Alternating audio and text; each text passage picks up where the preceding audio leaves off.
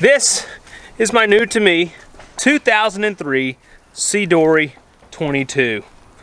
The boat I was looking for. And it's beautiful. I think it will take us a lot of magnificent places.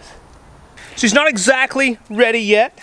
I mean, she's pretty close. I mean, she's manageable. I've been out on her when I bought it. It's a nice boat, but there are some things that I need to do to make this sucker ready for some serious voyages.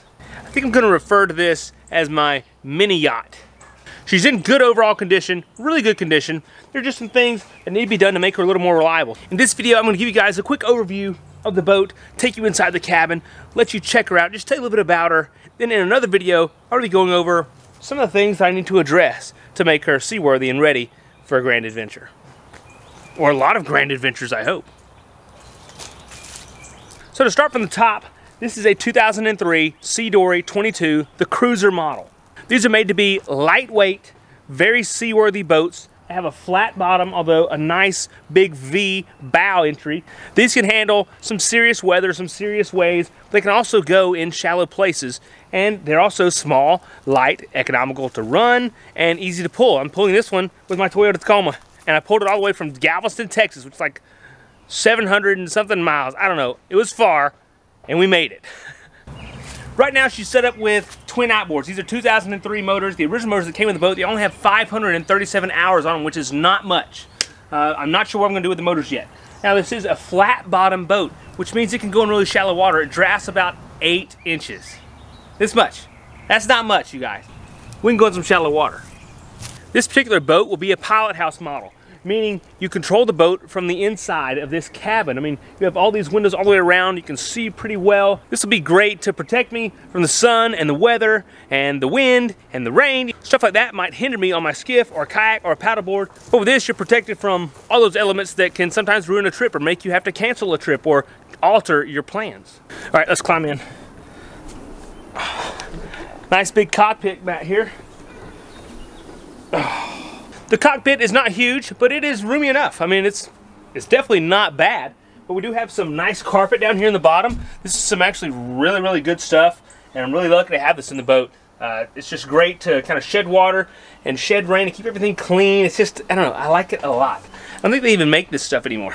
At least that's what the guy I bought it from said. In the rear of the boat, we have 2 fuel tanks. They're both 20-gallon tanks. We can hold a total of 40 gallons, which is a pretty good bit. From the research that I've done, most C-Dories get between 4 and 4.5 miles to the gallon at their optimum cruising speed, which may be around, I don't know, 15 to 20 mile an hour. So that gives you a pretty good range. What is that? 4 times 40. That's 160 miles, right? Yeah, 160 mile range. That is pretty darn good. Along the sides here, you have these nice little storage cubbies alongside the cockpit. Great for storing bumpers or whatever you need to store, lines, different things. Really glad I got that. Some of the older models didn't have that, so I was hoping to get a boat that had this feature, and I got it.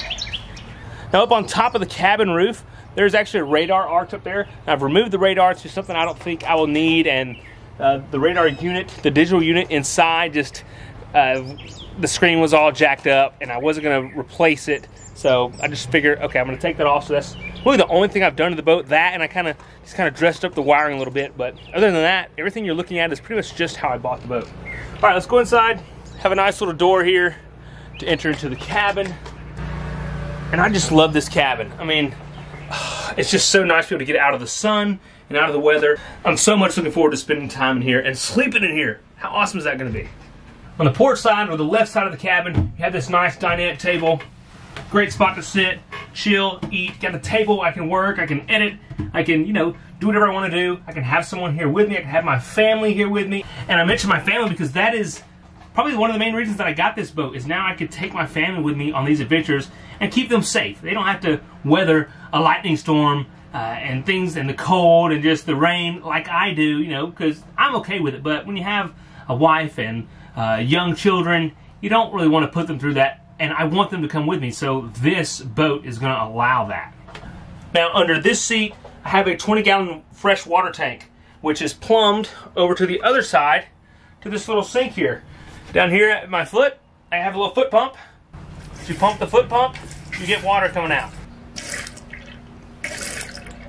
The lighting is just killing it. All right, this dinette here, it drops down to this level, and the back cushions for each seat, they all come together to form a bed. So this is a single berth here. It's probably where I will sleep most of the time because it's a pretty comfortable spot, and I usually get up pretty early, so I'll be the first one up, and you know, I don't know, probably that's just where I'll sleep. Now this forward dinette seat, there's also storage under here. It's just a big, large cabin. Right now there's PFDs and stuff under there, so I don't know what I'll put under there, but it's good to have some storage. One thing this boat's kind of limited on is storage, but there's ways around it. I mean, I'm a light packer. I mean, if I can kayak and backpack, I could sure make it work here, right? Hey, real quick, I want to take a minute and just thank everyone around the channel, all the subscribers, the patrons, my family, everyone who has been with me since the beginning through all this, that has got me to this point. Just thank you all for being there with me. I appreciate each and every one of you. Really do. Heck, I think I even love you. I think I've said that before. But I know this may be a little bit different direction than some people may expect or may enjoy. But you know, everything I've done between going on my first kayaking trip, my first paddleboarding trip, my first canoe trip, my first skip trip, all that stuff was new. That was a first for me. Something that wasn't from my roots, right? So this is the same as that. We're just expanding our horizons and seeing what more adventures we can experience in life. That's what I want you to do too. Doesn't matter what you do, just get out there. Oh, but don't worry, all you folks who like small boats, this boat came with an 8-foot 8-inch inflatable dinghy with a 2.5 horsepower motor that actually works. And guess what? We're going to do an overnight trip on that joker. Yeah, for real. It's going to be fun. Well, as long as it holds air. I haven't even blown it up yet, but the motor does run. We'll see. I think it'll be a fun one if we can make it happen. I usually make it happen. Now we come back across on the starboard side. We have the galley here. You have your sink.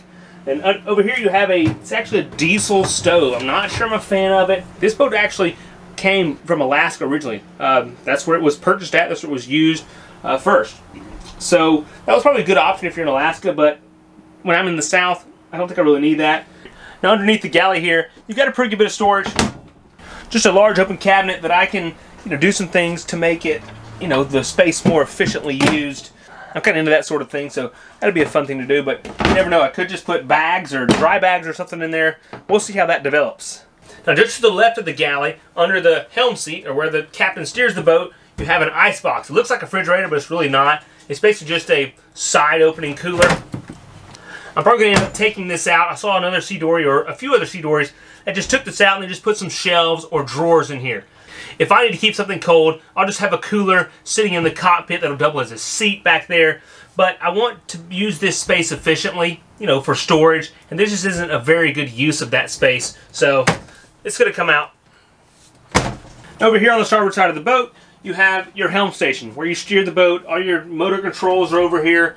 Cranking, throttle for each engine, your trim for the motors, things like that. Got a pretty nice comfortable seat here.